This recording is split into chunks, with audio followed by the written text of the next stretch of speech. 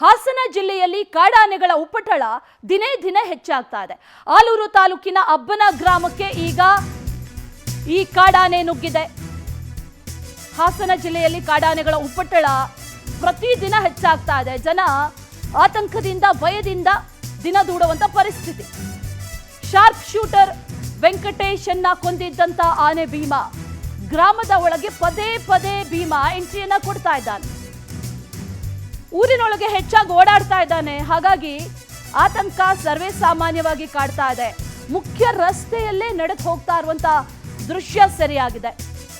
ಗ್ರಾಮಸ್ಥರ ಮೊಬೈಲ್ನಲ್ಲಿ ಸೆರೆಯಾಗಿರುವಂತ ದೃಶ್ಯ.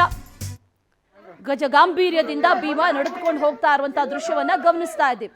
ಮುಖ್ಯ ರಸ್ತೆಯಲ್ಲೇ ಜನ ಓಡಾಟವನ್ನ ನಡೆಸುವಂತ ರಸ್ತೆಯಲ್ಲೇ ಹೋಗ್ತಾ ಇರೋದು ಇದು ಸಾಕಷ್ಟು ಆತಂಕಕ್ಕೂ ಕೂಡ ಕಾರಣ ಆಗಿದೆ. ಯಾಕಂದ್ರೆ ಈಗಾಗಲೇ ಶಾರ್ಪ್ ಶೂಟರ್ ವೆಂಕಟೇಶನ್ನ ಕೊಂದಿದ್ದಂತ ಆನೆ ಇದು ಭೀಮಾ.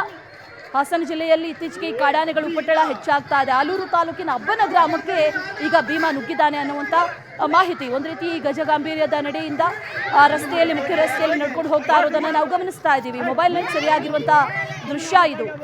ಜನರಿಗೆ ಸಹಜವಾಗಿ ಆತಂಕ ಇರುತ್ತೆ. ಈಗಾಗಲೇ ಶಾರ್ಪ್ ಶೂಟರ್ ಅನ್ನ ಕೂಡ ಕೊಂದಿತ್ತು.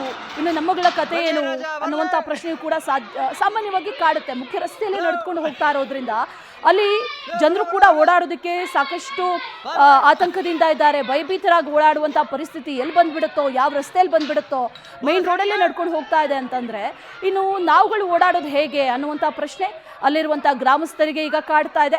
ಆದಷ್ಟು ಬೇಗ ಸರಿ ಹಿಡಿಬೇಕು ಅನ್ನುವಂಥ ಒಂದಷ್ಟು ಮನವಿಗಳನ್ನು ಕೂಡ ಈಗಾಗಲೇ ಮಾಡ್ಕೊಳ್ತಾ ಇದ್ದಾರೆ. ಮುಖ್ಯ ರಸ್ತೆಯಲ್ಲೇ ನಡೆದುಕೊಂಡು ಹೇಗೆ ಹೋಗ್ತಾ ಇದೆ ಅನ್ನೋದನ್ನು ನಾವು ಗಮನಿಸ್ತಾ ಇದ್ದೀವಿ. ಗ್ರಾಮಕ್ಕೆ ನುಗ್ಗಿದೆ. ಗ್ರಾಮದ ಮುಖ್ಯ ರಸ್ತೆಯಲ್ಲೇ ನಡೆದುಕೊಂಡು ಹೋಗ್ತಾ ಇದೆ.